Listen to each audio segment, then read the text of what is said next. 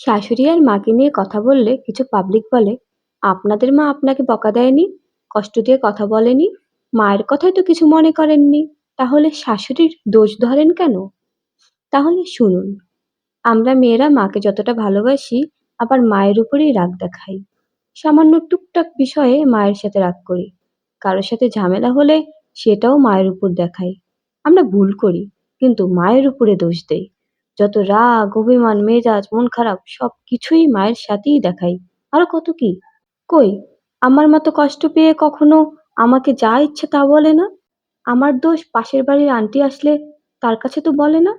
বাবা ঘরে আসলে তার কাছে তো বলে না তোমার মেয়ে ওই করেছে ওই করেছে। মায়ের মা মানে নানি বা অন্য কারো কাছে, মায়ের আত্মীয়ের কাছে সারাদিন আমার নামে তো বলে না যে আমি শুয়ে বসে থাকি, কোনো কাজ করি না। অবশ্যই মা রাগ করতো, বকা দিত, তার মধ্যেও কিন্তু অন্যরকম একটা ভালোবাসা ছিল। সন্তান কষ্ট পাবে এমন কিছু কিন্তু মা বলতো না। মায়ের বকা দেওয়া বা রাগের মধ্যেও ভিতরে ভিতরে কোনো ক্ষোভ বা ভয়ঙ্কর রূপ নেই। ভিতরটা একদম ভিতরটা একদম আকাশের মতোই বিশাল ভালোবাসা সন্তানের জন্য। তাহলে বুঝলেন তো পার্থক্যটা কোথায়? আই লাভ ইউ মা, মিস ইউ সো মাচ মা।